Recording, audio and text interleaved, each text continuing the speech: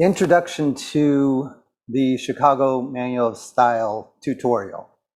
What I want to do is to explain a little bit of what Chicago Manual of Style is and explain to you why we're using that formatting. For most of us, we're used to using MLA or APA, but for our purposes in philosophy, it's more typical to use something that looks like Chicago Manual of Style. So, and also, you know, Chicago Manual of Style is more traditional. It looks like the formatting that was used in books 100 years ago and before that. And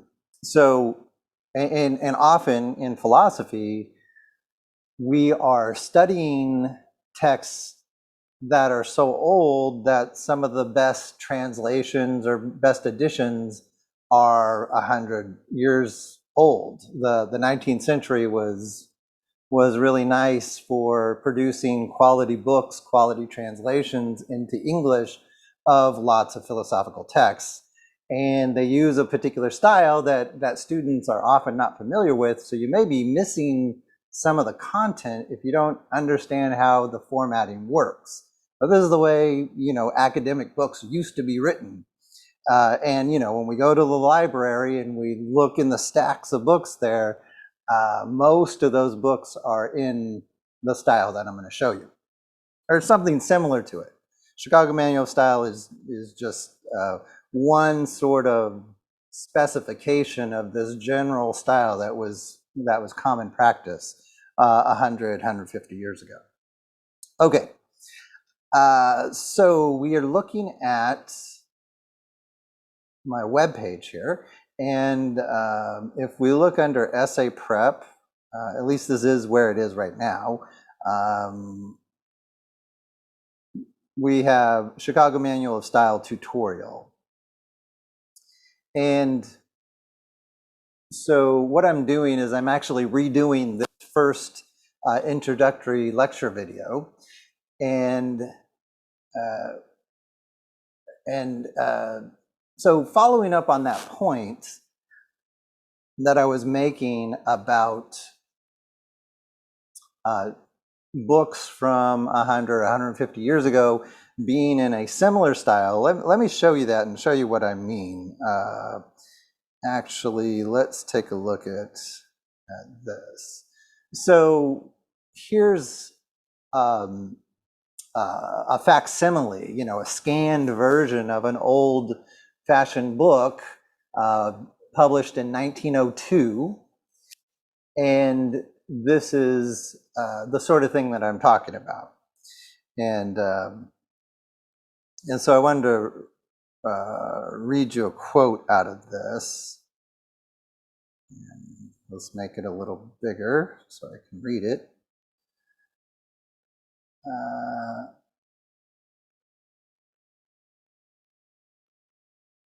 All right, so the ultimate unit, the taxpayer, whether home or colonial, looks for two groups of results as his reward.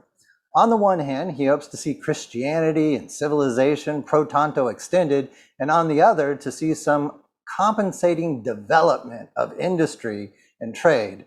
Unless he or his servants, the government, secure either or both these results, the question must be plainly asked, has he the right, and is he right to wage such wars? Okay, and then notice this little one that's hanging out here. That's a footnote marker. And so you'll see in some of the instructions for your essays about the placement of footnote markers. This is how footnote markers are placed.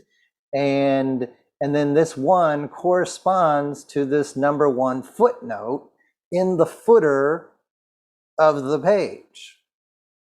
Okay, and then we see here it says addendum to the downfall of Primfe. Okay. And that is actually a book by Sir George Baden-Powell. So Hobson is quoting Baden-Powell, and he mentions the name in the main body of the text, but then he tells you where he got this quote from in the footnote. So footnote contains all those sort of little technicalities, and maybe I should mention too that, why do we cite works? So think to yourself, answer this question. Why is it so important to cite your sources? It is not because of plagiarism. The reason is that suppose that that quote sounds kind of interesting to me, and I want to see, well, what was the context in which Baden-Powell was speaking? Where can I find it? I want to look it up. Well, the footnote tells you the information you need in order to look it up. And that's how we do research. Reading one book and it says something interesting and you're like, whoa, wait a minute, I've never heard about that. And maybe the author doesn't go into the kind of detail that you want, or maybe you think, well, I should go down that avenue and see if there's something more there. Well, you have to know where to go, and that's what footnotes are for. It's to help the enterprise of research. That's the only reason, right? It's assumed that you're not plagiarizing. If you're plagiarizing, that's a whole other issue. You're off, you're way out of bounds. So, but we want good references so that you're helping with the cooperative enterprise of research. That's the point.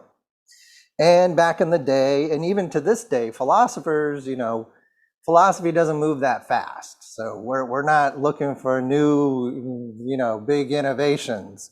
We're like the traditional stuff. Philosophy hasn't changed much in the last 100 years. We're still dealing with the same problems we were dealing with 2,000 years ago.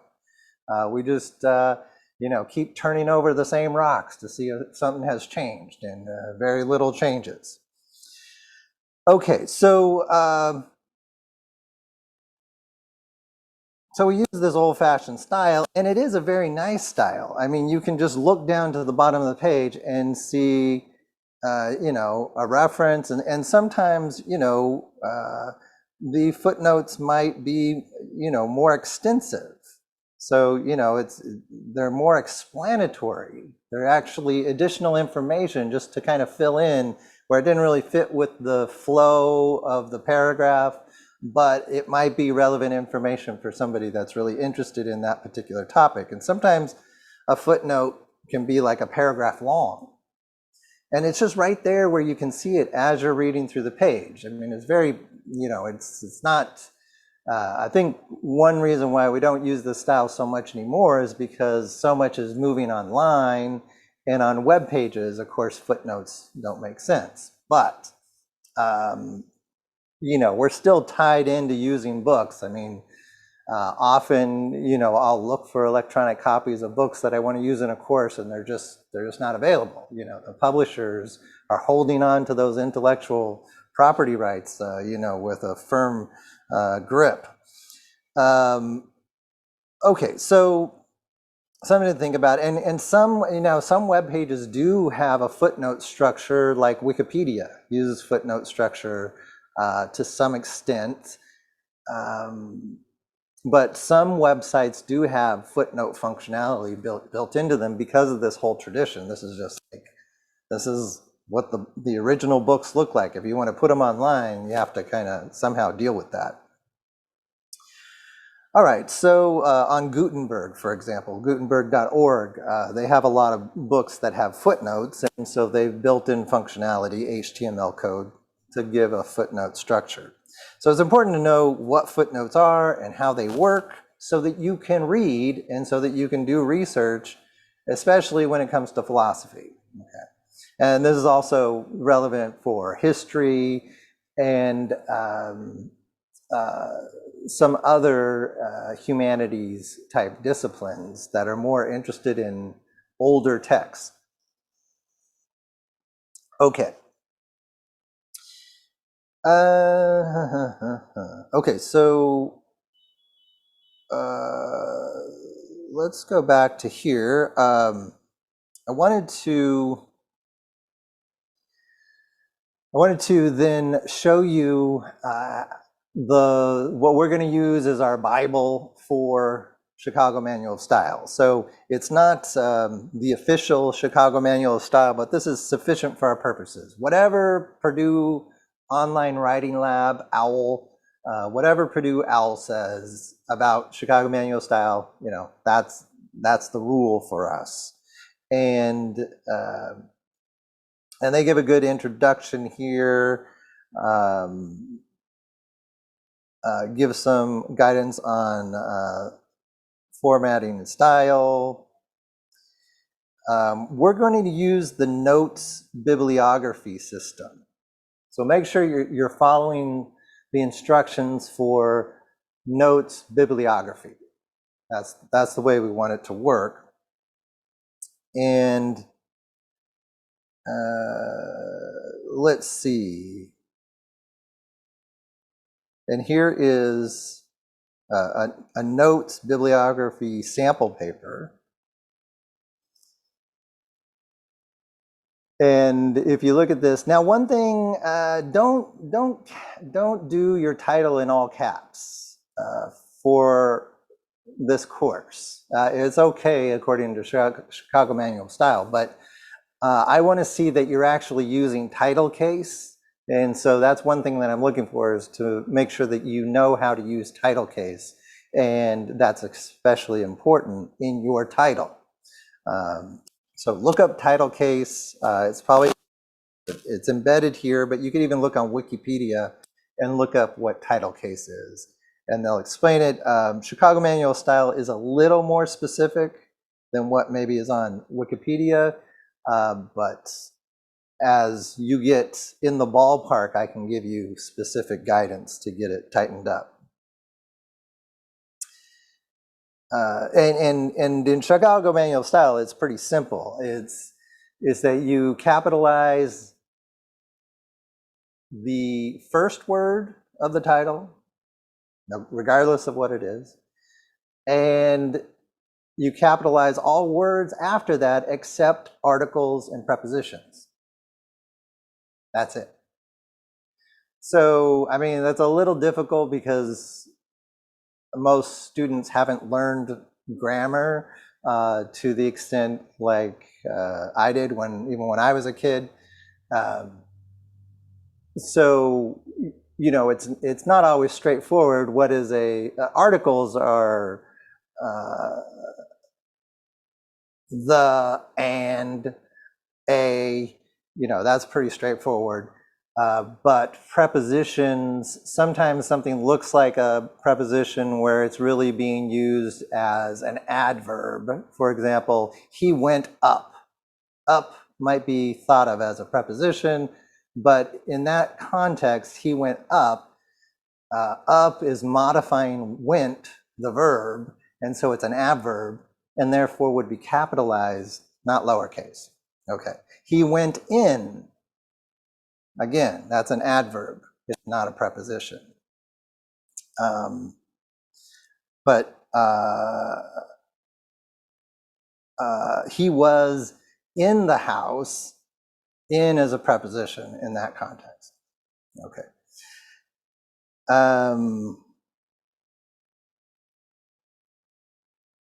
Okay. So, you know, think about that. Maybe look up some grammar if you run into difficulties on that, and do your best. I mean, it's not worth that many points, but that is something I'm looking for. So I don't want your title all capitalized, but you can use this as a model. And then the trick here is that you have to learn how to use your technology. Do you know how to use your technology?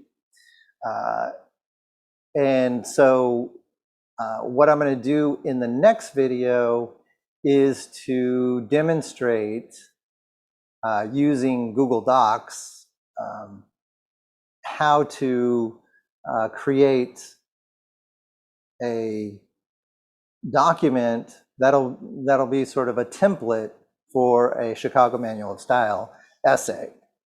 Okay, so be looking forward to that, and I think that covers everything. Again, Purdue OWL is the last word, you know, so whatever it says, go with that. And then, you know, as long as you're close, then I can start to give you better guidance on the formatting. The first step is just to get in the ballpark. Okay, so good luck. I'll see you in the next video, and we'll go from there.